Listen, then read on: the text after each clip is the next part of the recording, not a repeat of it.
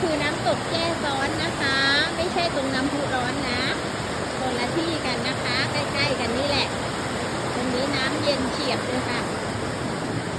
มีสาวเดินไปนู่นละค่อยๆย่องขึ้นบันไดเดินต้องดูด้วยเดี๋ยวสะดุดล้มเป็นเรื่องอีก